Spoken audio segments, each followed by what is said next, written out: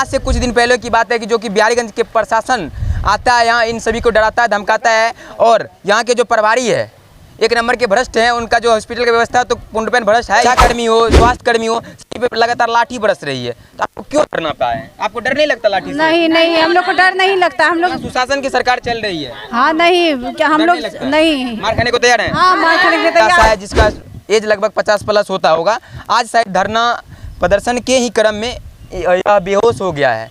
क्या सही बात है कि बेहोश अभी हुआ था? अभी तुरंत नहीं मिलता है। कहीं ना कहीं इस हॉस्पिटल का जो प्रभारी साहब है उस पर भी एक सवाल इसलिए बनता है कि देखिए कि आज आशा को काम करने के जो काम जब होता है उसके फील्ड में तो इसको इन्फॉर्मेशन दिया जाता है। जब इसकी प्रोत्साहन की बात आती है तो उसे प्रभारी साहब के द्वारा उसको इन्फॉर्मेशन नहीं मिलता है। अभी हम देखिए कि बिहार सरकार के गजब के विकास और बिहार सरकार के सुशासन की हम सरकार की व्यवस्था दिखाने जा रहे हैं, जो कि लगातार बिहार में प्रदर्शनकारियों को किस तरह लाठी चलाया जाता है। तो आज देखिए कि हम मधेपुरा जिला के बिहारीगंज PSC में सामुदायिक स्वास्थ्य केंद्र में उपस्थित हैं, जो कि आशाओं के द्वारा लगातार धरना पिछले 10 दिन से हो रही है। तो आज से कुछ दिन पहले की बात है कि जो कि बिहारीगंज के प्रशासन आता है यहाँ, इन सभी को डराता है, धमकाता है। और यहाँ के जो प्रभारी है एक नंबर के भ्रष्ट हैं। उनका जो हॉस्पिटल की व्यवस्था तो पूर्णतः भ्रष्ट है। इसलिए हम कह रहे भ्रष्ट है कि पिछले 20 साल से इसी हॉस्पिटल में वो पोस्टेड है और एक साधारण डॉक्टर से आज इस हॉस्पिटल के प्रभारी हो गए हैं। तो कहीं ना कहीं व्यवस्था की लापरवाही तो है ही, और आशाओं को किस तरह लाठी डंडा से धमकाया जाता है। तो आइए हम जानने की कोशिश करते हैं कि धरना एक बड़ी बेहतरीन बात हम आपको बता दें कि शायद आपको यहाँ देख रही होगी एक बूढ़ी आशा है जिसका एज लगभग 50+ होता होगा। आज शायद धरना प्रदर्शन के ही क्रम में यह बेहोश हो गया है। क्या सही बात है कि बेहोश अभी हुआ था? अभी तुरंत हुआ। धरना में ही हुआ? 6 बजे से आई है अभी तक धरना प्रदर्शन में। आप लोग स्वास्थ्य विभाग से हैं तो अभी बेहोश हुई थी क्या? कोई देखने वाला नहीं है यहाँ पर। हम लोग 6 बजे से बेहोश हो गया दीदी, अभी 9 बजे कोई देखने के लिए नहीं आया यहाँ पर। आप देखिए कि मतलब धरना करते करते बेहोश हो जाता है। और स्वास्थ्य कर्मी होती है, उसका अगर बिहार में उसका देख रेख नहीं होता तो आम जन क्या बिहार के स्वास्थ्य व्यवस्था से कितना विश्वास कर पाएगा? तो इनसे 2-3 दिन पहले की बात है कि आप लोगों को पुलिस आके डराया था। कहाँ तक सत्य है? हम लोग को बोला गया कि आप लोग धरना तोड़ दीजिए। हाँ। उसके बाद जो होगा कार्रवाई बाद में की जाएगी। हाँ। लेकिन हम लोग उससे नहीं मानेंगे। हम लोग इतना पुलिस आके पुलिस को यहाँ बुलाया कौन था ये बताइए? ऐसे आया था, स्वास्थ्य नहीं आ सकते, बुलाया गया था। कहीं ना कहीं पारिवारिक के मिलीभगत से हुआ है। और पारिवारिक जो हॉस्पिटल का जो पारिवारिक हैं उनके कहने पर शायद यहाँ आए होंगे, नहीं तो पुलिस वैसे किसी भी स्थान पे नहीं पहुँचता। इस बात की भी सत्यता है। हाँ, यही प्रभारी सर, मैनेजर सर बुलाए। बिहार में आप लोग क्यों धरना प्रदर्शन कर? लगातार उस शिक्षा कर्मी हो, स्वास्थ्य कर्मी हो, सभी पे लगातार लाठी बरस रही है। तो आपको क्यों डरना पाए? आपको डर नहीं लगता लाठी से? नहीं, हम लोग को डर नहीं लगता। हम लोग सुशासन की सरकार चल रही है। हाँ नहीं, क्या हम लोग नहीं मार खाने को तैयार है? हाँ, मार खाने को तैयार है। कितना को मारेगी सरकार? कितना को मारेगी? अगर इस तरह की हम लोग आप लोग किधर जाइए? नहीं, हम लोग सब आशा जेल भी जाएंगे। नहीं, 2025 की बात कर रहे हैं। 2025 में जब फिर से मुख्यमंत्री चुनाव की होगा तो फिर क्या? ये अगर नहीं करेंगे ये सरकार तो दूसरे सरकार हम लोग चुनेंगे, दूसरे को सरकार बनाएंगे और ये इस सरकार को गिराएंगे। अगर इस सरकार नहीं हम लोगों का मान्य रखा तो इस सरकार को हटाएंगे, इस बार दूसरे सरकार रखेंगे।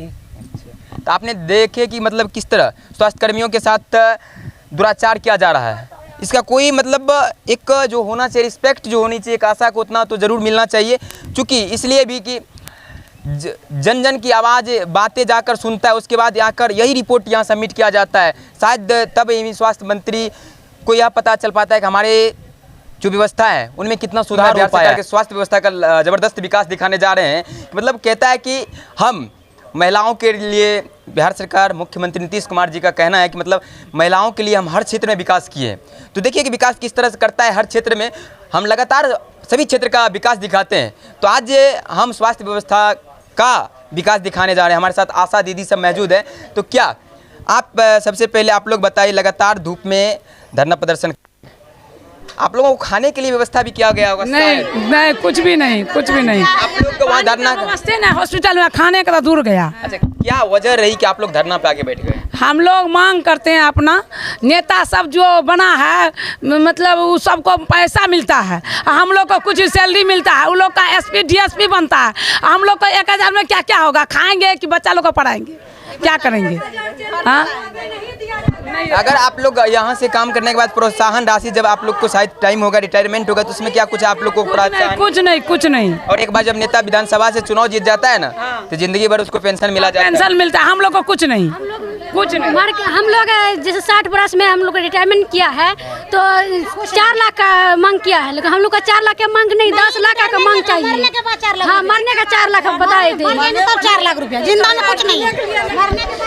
कहीं ना कहीं देखिए बात तो सही है। इसी हॉस्पिटल में अगर कोई आशा को छोड़कर इसके बाद नर्स और जीएनएम की बात किया जाए तो सैलरी 40, 50, 60 हज़ार तक दिया जाता है, लेकिन एक आशा को कहाँ तक, कहीं ना कहीं एक बिहार सरकार के स्वास्थ्य व्यवस्था पे सवाल बनता है कि मतलब जो दिन रात एक फील्ड में काम करने के बावजूद भी 1000-2000 में अगर काम करता है तब पर भी इसे आज दर के ठोके। खाना पे खाने बैठते हैं तो फोन आ जाता है कि डिलीवरी है, खाना छोड़ के हम लोग पुलिस से बढ़ के हम लोग काम करते हैं, रात बिरात 12 बजे 2 बजे 1 बजे रात को आते हैं हॉस्पिटल, तब पर भी समान वेतन नहीं मिल पा रहा है आप लोग को। अच्छा, आप लोग को छुट्टी भी होती है? नहीं, कुछ भी नहीं, कुछ भी नहीं। 300 दिन और 24 घंटा हम लोग काम करते हैं, 300 दिन और 24 घंटा, रात है बिरात है दिन है। तब